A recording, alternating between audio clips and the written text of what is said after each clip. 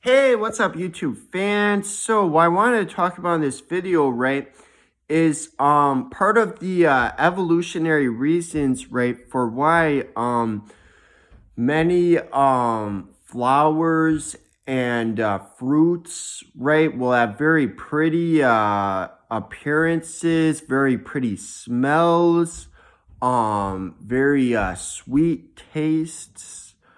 Um And so, I mean, first off, many of the fruits that you buy at the store are modified by humans, right? Like, GMOs, for example, genetically modified organism. Humans have altered them, right? Many of the fruits that you're buying at the store, they're not, just like found in nature without humans modifying them. They were actually modified by humans. But also within nature, this is what else happens, right?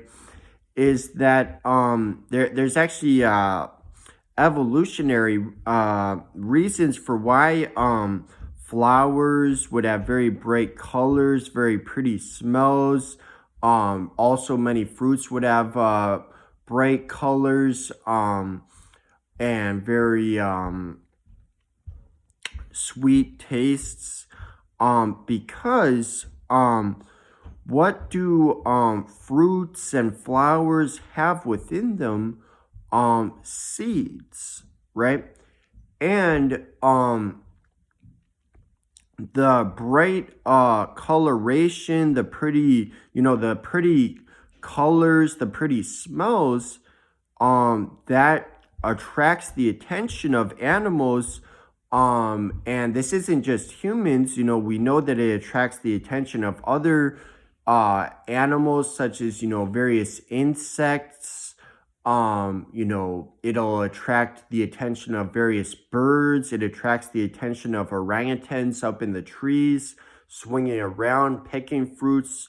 And the more that these animals pick from these fruits and eat it, unwittingly, the animals, they have no clue about this, right? It's not intentional, right? But they actually spread the seed of that fruit, leading to more fruits with that trait over time. Anytime that it's an inheritable trait that could be passed on to its offspring, right? And so then for this reason, right, oftentimes within a population, right, when the plant has more pretty colors, pretty smells that catch the attention of an animal, right, this makes it more likely than other plants within the species to pass on the seed to the next generation, right? So it gives them evolutionary advantage, right, in producing offspring, right, passing on their genes, right? And this what else? So humans, in our naivety, we will think that it's all about us, that it's all made for us and our enjoyment. But this what else? We now know, because we now can detect with machinery that we've made, we can detect colors that the human eye cannot see, right? And we actually now know, right, that there are even like within the range of colors that a human can't detect, but some other creatures can. Some flowers and fruits will have pretty coloration that helps in attracting, insects, for example. And they can see the colors, but we can't, right? So it actually helps with them. This also connects to sexual selection, right, which is also a very similar evolutionary process to what I'm describing here, because with sexual selection, certain inheritable traits will make certain individuals within a species more attractive to other members of the species. Therefore, they're more likely to want to mate with them, more likely to want to produce offspring with them. You don't have to watch the Nature Channel to know that happens, because it applies to us too, right? Obviously, some people have a physical appearance that is attractive to a wider percentage of the human population. and they're therefore more likely to mate and therefore more likely to make babies, right? Which is their offspring. The baby inherits if it's an inheritable trait, the baby will likely inherit the trait. And so therefore, over time, a higher percentage of people could be expected to have the trait. Same for any other animal species, right? And so this is likely the reason behind, the pretty coloration of many animal species, right? It helps with attracting their mate. And again, it's true that it's not always detectable to the human eye, right? So humans in our naivety, we think that like, oh, when we see a pretty bird or insect, that's made for us and our enjoyment. But we now know that many of these pretty colors are beyond the detection of the human eye, but still nonetheless can be seen by some other animals which actually have better eyes than us. So we do not have the best eyes in the animal kingdom. There are other animals that can see more colors than we can.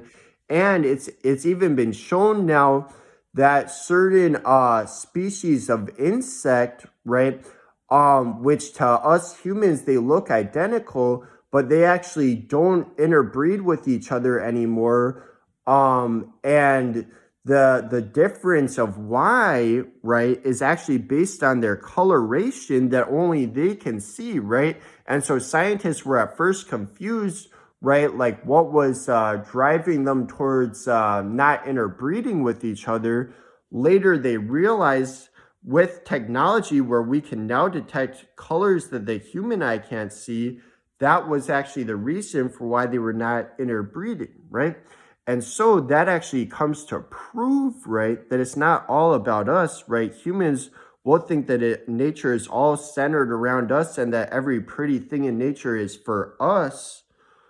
But much of the beauty in nature isn't even detectable by humans without our modern technology, and yet is detectable by some other creatures. All right, that's all for now. See you guys. Well, I also just want to say, right, that these pretty colors, pretty smells, it can be basically thought of like an advertisement, right? Much like how companies will advertise their product and try and catch your attention in their commercial. That's much like very similar to what these plants are doing and what animals are doing in sexual selection unwittingly, right? They're not really in the case of plants, they're not conscious, they don't realize they're doing it, but some of them happen to be born with a trait that, most individuals within the species don't have, right? This makes them more likely to catch the attention of animals, more likely to pass on their seed. Therefore, over time, a higher percentage within the population has that trait. All right, that's all for now. See you guys.